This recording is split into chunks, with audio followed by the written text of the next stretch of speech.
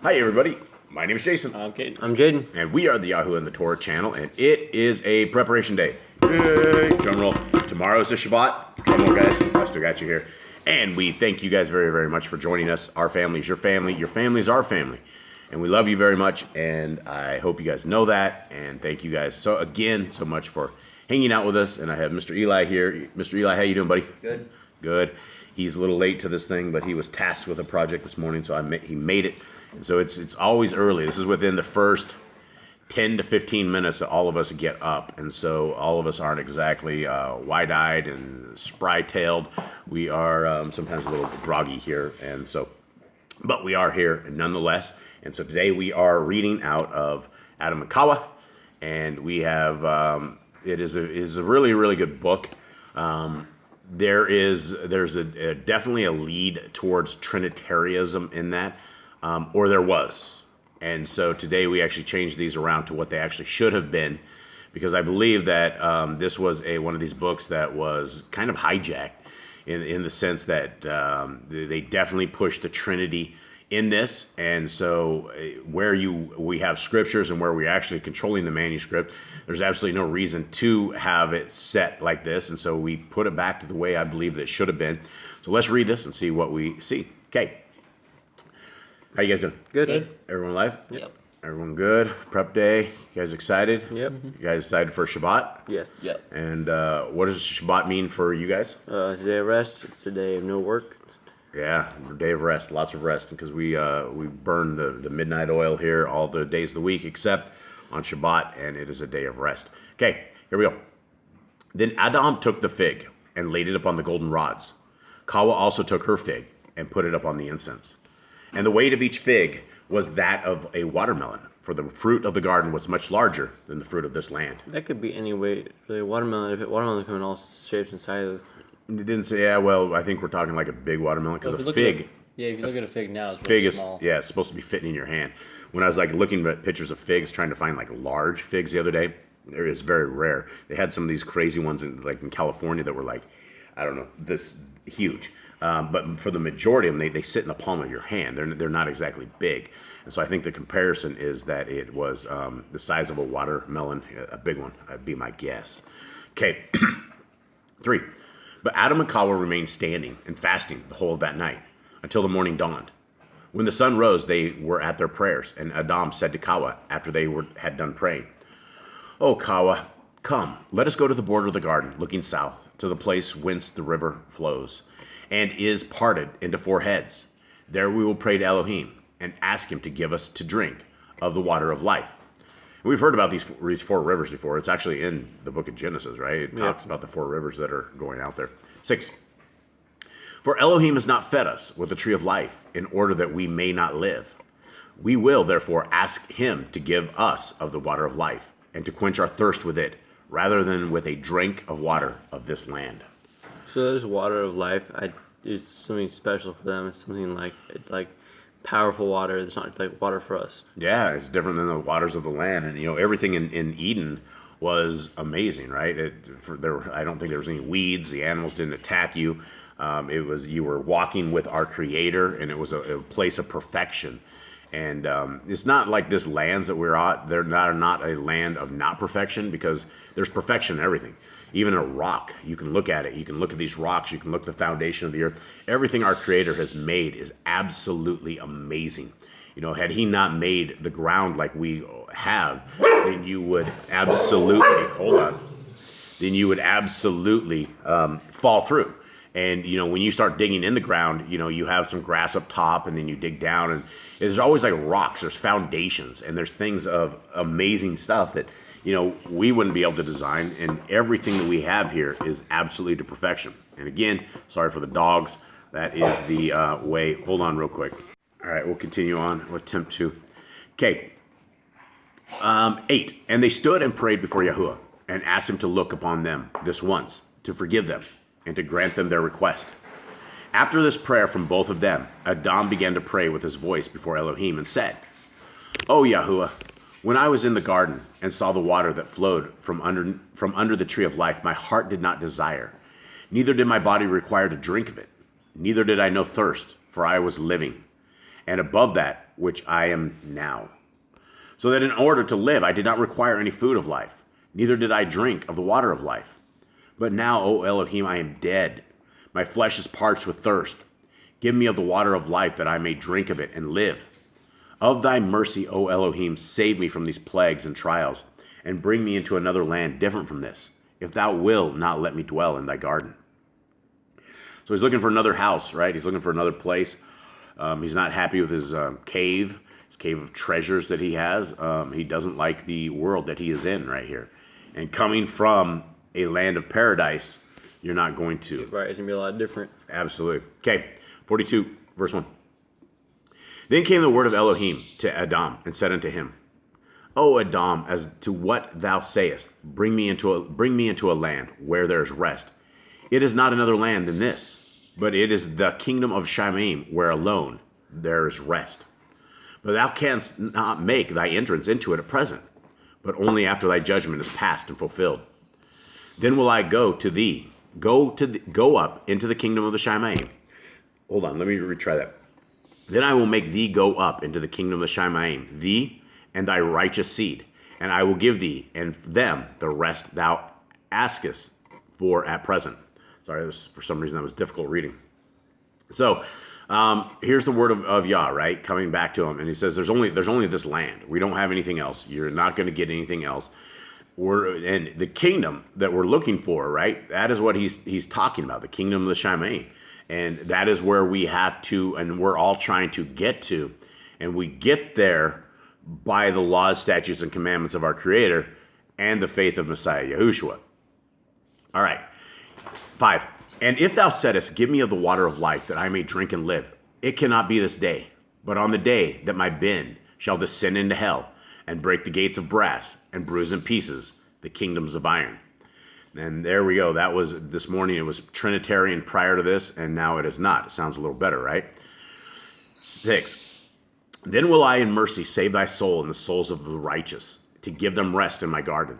And that shall be when the end of the world is come.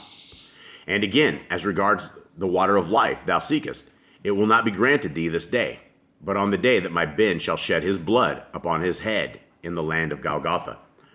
And again, this morning this is what God said. He said, I'm going to shed my blood. I'm going to do all this. Yeah, this is where you can definitely know there's definitely man start like Friday and like 2 days. Definitely, yeah. And when we're done with this final script, we'll take a Fridays out of it. It will actually have 6 day. We haven't actually proofread this as of yet. We're actually proofreading it with you, at least a first attempt. Okay, 8. For his blood shall be the water of life unto thee at that time, and not to thee alone, but unto all those of thy seed who shall believe in him, that it be unto them for rest forever. Then Yahuwah said again unto Aḍam, O Aḍam, when thou wast in the garden, these trials did not come to thee. But since thou didst transgress my commandment, all these sufferings have come upon thee. Now also, does thy flesh require food and drink? Drink then of the water that flows by thee on the face of the earth. Then Elohim withdrew his word from Aḍam, and Aḍam and Ḥawwah worshipped Yahuwah, and returned from the river of water to the cave. It was noonday, and when they drew near to the cave, they saw a large fire by it. All right, we'll do one last chapter here. And it begins like this. Then Aḍam and Ḥawwah were afraid and stood still, and Aḍam said to Ḥawwah, What is that fire by our cave? We do nothing in it to bring about this fire. We neither have bread to bake therein, nor broth to cook there. As to this fire, we know not the like, neither do we know what to call it. But ever since Elohim sent the cherub with a sword of fire that flashed and lightened in his hand, from fear of which we fell down and were like corpses, have we not seen the like. But now, O Ḥawwah, behold, this is the same fire that was in the cherub's hand, which Elohim has sent to keep the cave in which we dwell. O Ḥawwah, it is because Elohim is angry with us and will drive us from it. O Ḥawwah, we have transgressed his commandment in that cave, so that he had sent this fire to burn around it, to prevent us from going into it.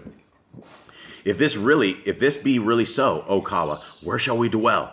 And whither shall we flee from before the face of Yahuwah? Since as regards the garden, he will not let us abide in it, and he has deprived us of the good things thereof. But he has placed us in this cave, in which we have borne darkness, trials, and hardships, until at last we found comfort therein. but now he has brought us out into another land. Who knows what may happen in it? And who knows but that the darkness of the land may be far greater than the darkness of this land? Who knows what may happen in that day, in that land by day or by night? And who knows whether it will be far or near? O Ḥawwah, where it please Elohim, where it will please Elohim to put us, may be far from the garden. O Ḥawwah, or where Elohim will prevent us from beholding him. For because we have transgressed his commandment, and because we have made requests unto him at all times. So there's a lot of confusion here, right? A lot of problems. Okay, do you got anything for me? Yeah, they're scared, right? They don't know what the fire is. They don't know what kind of fire it is, if it'll hurt them or not. They're just scared of this thing sitting at the edge of the cave. Yeah. So they don't know what's going on here. They went to the water. They didn't get the water. They just had a conversation with Elohim too. Yeah. They just had a conversation. So they think that like somehow, I don't know what the distance was, but whatever it is, they think that somehow Yahuwah just changed his mind, got mad at them because they still don't know the nature of Yah, right? He just said, I'm going to take care of you guys. You'll enter, when my son comes down and die for you, everything will be all right. Don't worry about it. I'll take you back to the thing. And he thinks Yahuwah's trying to, like, cook them alive. Yep. Okay, 10. O Ḥawwah, if Elohim will bring us into a strange land other than this, in which we find consolation, it must be to put our souls to death and blot out our name from the face of the earth. O Ḥawwah, if we are farther estranged from the garden and from Elohim, where will we find him again? And ask him to give us gold, incense, myrrh, and some fruit of the fig tree. Where shall we find him to comfort us a second time? Where shall we find him that he may think of us as regards the covenant he has made on our behalf? Then Aḍam said no more, and they kept looking, he and Ḥawwah, towards the cave, and at the fire that flared up around it. But that fire was from Satan, for he had gathered trees and dry grasses, and had carried and brought them to the cave, and had set fire to them, in order to consume the cave and whatever was in it. So that Aḍam and Ḥawwah should not be left in. So that Aḍam and Ḥawwah should be left in sorrow, and he should cut off their trust in Elohim and make them deny him. But by the mercy of Elohim, he could not burn the cave, for Elohim sent his messenger round the cave to guard it from such a fire until it went out. And this fire lasted from noonday until the break of day. That was the 45th day. So it lasted a long time. It lasted a long time. It was a big fire, and we know from fires down here in South America that it is once it takes off, it takes off. But we also know that we also had supernatural protection, and we had messengers that put the fires out here on our land, right in the middle of dry grass. And so we know that this same story, as supernatural as it sounds, it has actually happened to us, and we have seen this. We have seen all of this happen, and so we know the power of Yah. We know the power that he has, that his messengers are working for him at all times, and they are probably around us at all times, and as well as the forces of darkness. So when we are looking for the kingdom to come, scriptures say that Satan wars with the Torah keepers. He hates Torah keepers, and if we are those people that are Torah keepers, understand that Hasatan is going to light these fires and try to get us killed, but also understand that the power of our Creator is that he will save us, and he will try to save us, and not try to, he will, if that is his will. And so this is the best time that we could get into the laws, statutes, and commandments of our Creator. The laws, statutes, and commandments are found no other place than Genesis, Exodus, Leviticus, Numbers, and Deuteronomy. There is nothing else. If you're taking anything else, if you're taking Judaism or Catholicism or you're Baptist or Mormonism or whatever it is, even Seventh-day Adventists, they only keep one commandment, right? You're violating Deuteronomy 4:2, which says we cannot add to or take away from the Torah. And so when we have the Torah, the foundation that we have, then the work of the Messiah has become very, very clear. And the work of the Messiah is that he went and he walked this Torah perfectly. He was killed, walking it perfectly, and he became our blood sacrifice. This is what the ultimate blood sacrifice was. So we do not need these kind of sacrifices in this world right now. And he is our Melchizedek priest. He came, he did it, and he did it to perfection. And that is why he earned his spot ruling. That is why the Son of the Most High, Yahushua, is going to be our leader, and why it is an amazing time in our world and our life that we can follow these laws, statutes, and commandments. We have scriptures at our hand. We have everything that we need, from people on YouTube, which are usually wrong, to the scriptures, which are 100% right before us. And all we have to do is read them, and all we have to do is try to understand them. And it gives us everything from creation all the way to the very end times. And it's following the script perfectly. Everything that is going on right now is forecasted. It's all been in Revelations. We all see it. We see darkness and we see evil that is overtaking this world, and we see a world of the LGBTQRSTNE people that are just demoralizing what is left of manhood and families in the United States and across the world. And that is the forces of evil. That is darkness overtaking everything. And our Messiah is coming. The time is coming. And we either are going to be ready and we're going to have our lanterns full, or we're not going to be ready and your lanterns won't be full. And if you're not keeping the law, statutes, and commandments, if you have not written them on your heart, mind, and soul, if you're not keeping them as part of your life, you are absolutely not ready. It is not a raise your hand at 8 years old and you are saved. It is nothing like that. It is a path. It is a walk. And sometimes that walk is hard. Sometimes it's very, very hard. But it's something that we absolutely must keep, and we must show that we are willing to do whatever it takes to get to this kingdom, because we have been given everything. And there's no reason we can't give obedience back to our Creator and give him the same kind of love that he gave us. So we've all been designed perfectly. He gave us life. He breathed into us the gift of life. And we are here right now. And if you're hearing this, that is a blessing that our Creator has done such an amazing thing for you and for me. And all praise and all glory needs to go to him. All praise and glory needs to go to his Son, who is a separate entity, is not a Trinity thing. And guys, with that, I think we'll wrap up. And we love you guys very, very much. Tomorrow is a Shabbat at sunset. Today the Shabbat begins. And so this is where we need to get in line. Those who are keeping Shabbat are the ones who are part of the kingdom to come. And it's not just Shabbat, but it's the rest of the commands as well. We have a live service tomorrow at 11 o'clock, whatever time that is your time. And we hope that you guys will join us. We love you guys very, very much. And we hope you have a wonderful day. All right. Shalom.